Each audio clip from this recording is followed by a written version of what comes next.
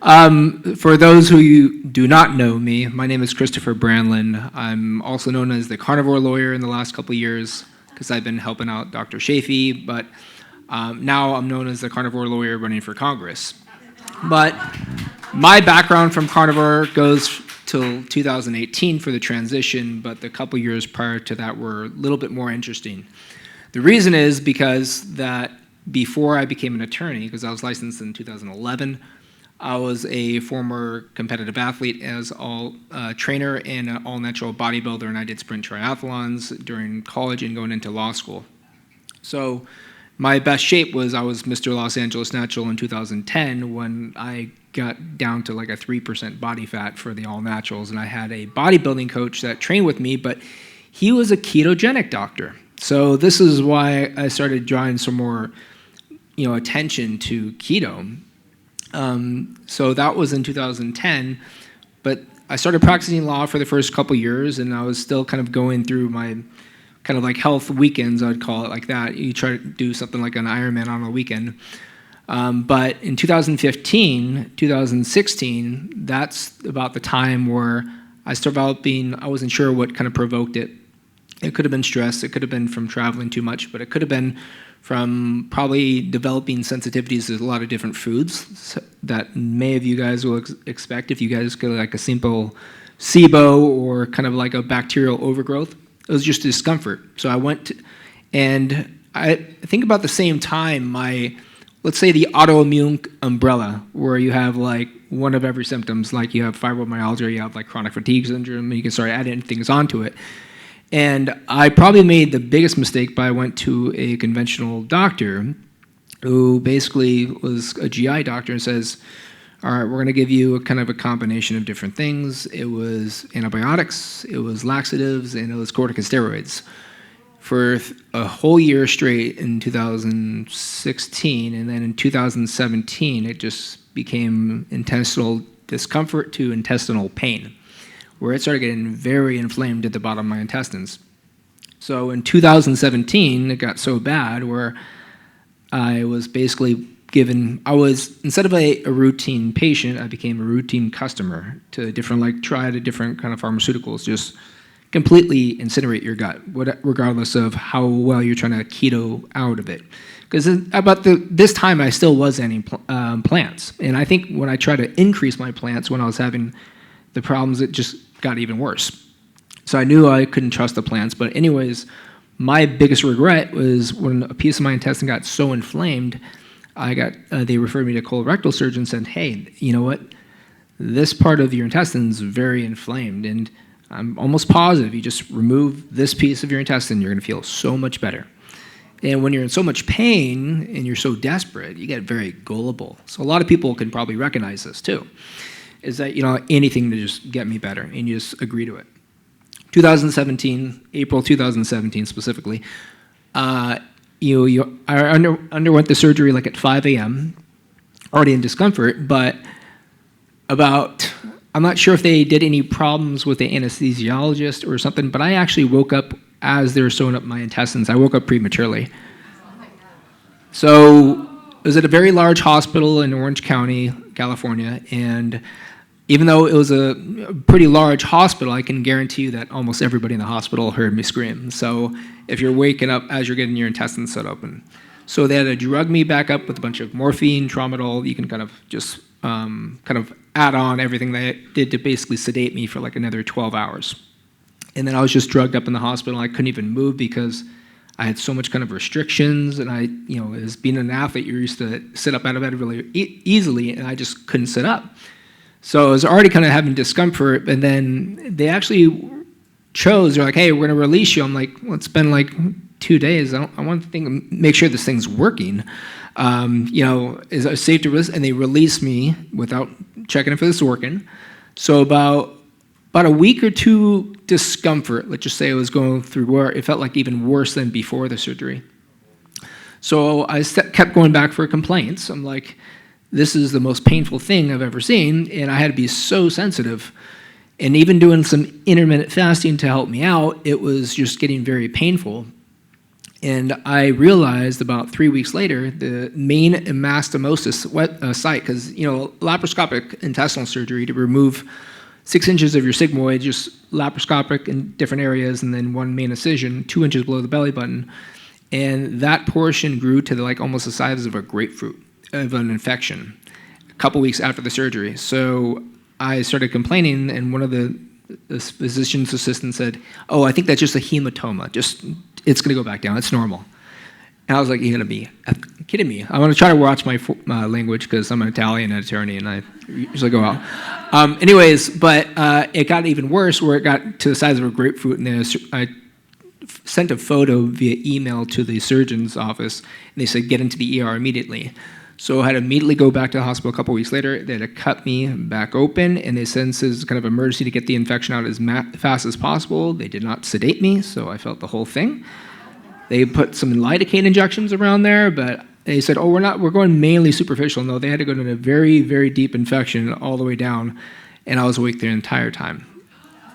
So you can see, if you see me doing some adrenaline stuff lately, I have a really good pain tolerance now. So, because I've broken many bones in my body as an athlete, but I could tell you, getting your intestines cut open while you're awake, yeah, it's twice. So, and then it happened again a couple weeks later. It was mostly superficial, but they had to cut it open again. So I was basically like trying to be so careful not to have like any infections.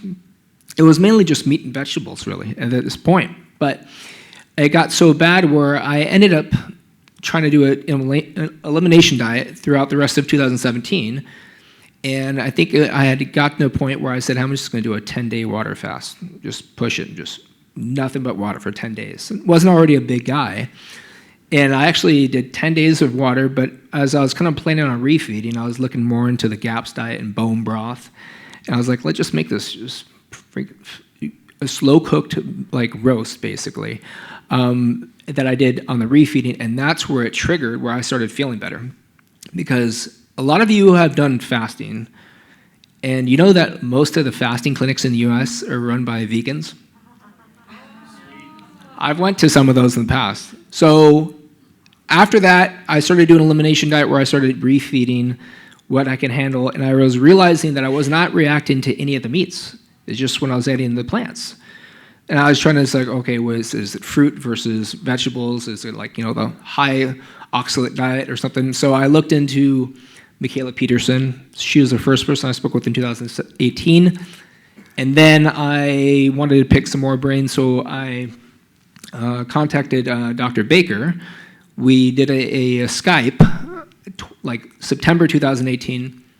And then November 2018, I actually decided to go straight over to Budapest, Hungary on Thanksgiving Day from LA all the way to Budapest to stay with Dr. Sophia Clemens in her clinic, because I found out she's one of the creators of this meat-based diet when you think of it, because they were doing clinical trials of using a meat-based ketogenic diet to treat so many different autoimmune conditions.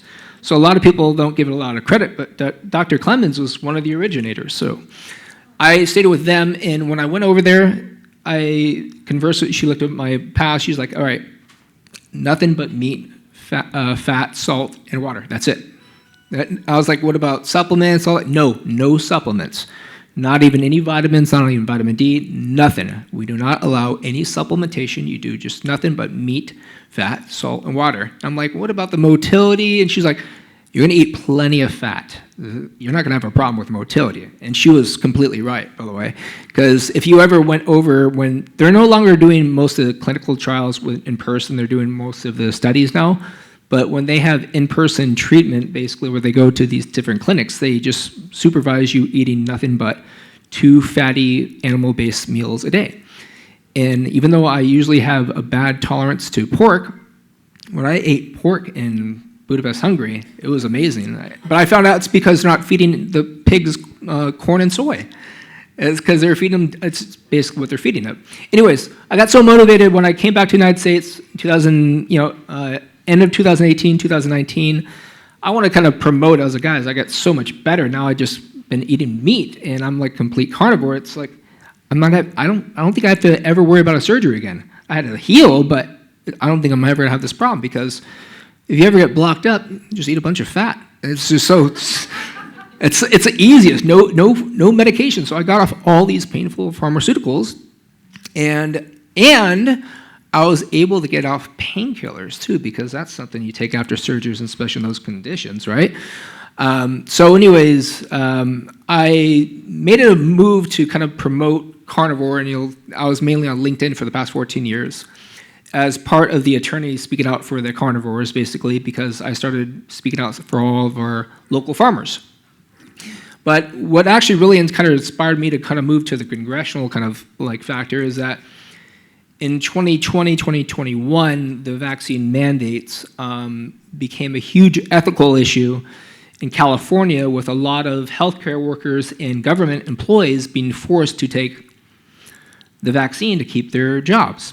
I thought it was a big ethical issue. So when I spoke out against that, as well as the mask mandates, people try to report me to the state bar because you're being the anti-vax attorney. So before I became known as a carnivore lawyer, I was probably known as the anti-vax lawyer or something like that. But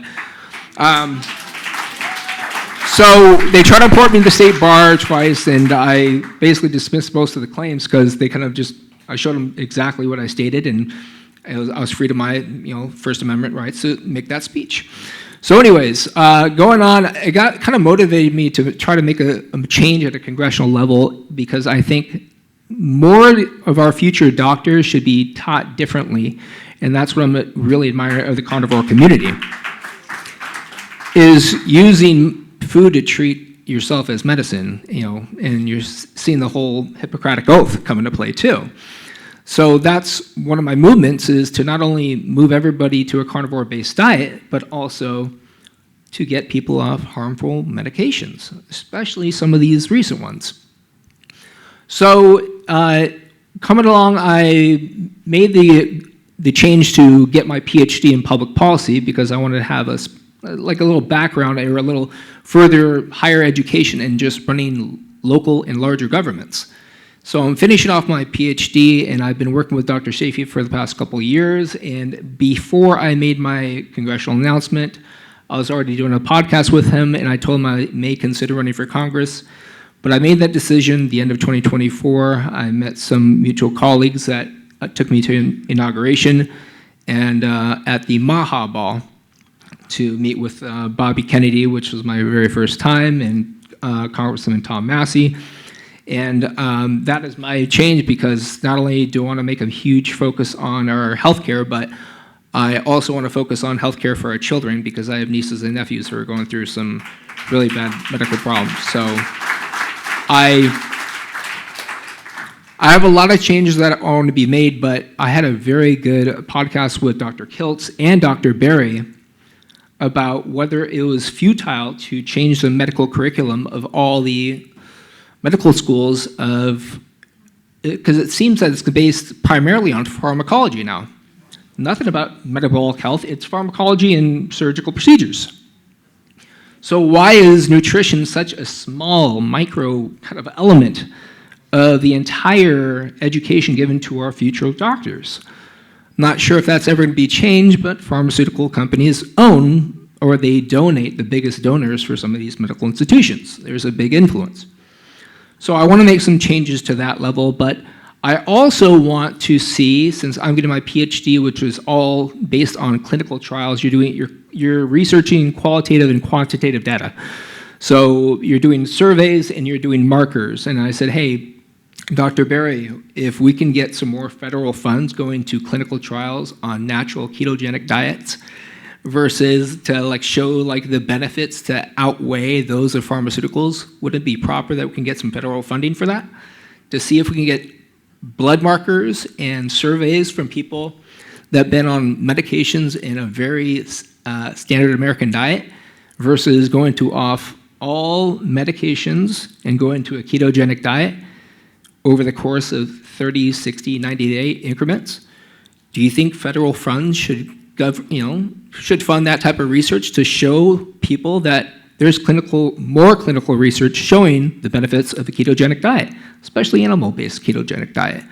So I have a lot of things I want to run in my policies, but I made the decision that I want to stick with this carnivore community as part as my campaign. So that's why you've seen me a lot at the recent meetups. I've been, I think this is my 4th Healing Humanity event that I've been to. I'm very honored. I'm very appreciative that Carrie and Adam are doing this documentary. So I think it's an awesome project. So I think some more attention and funds should be going. So expect some more funds coming from me too. And I'm open to any questions, and I'm looking forward to sharing this campaign with you guys.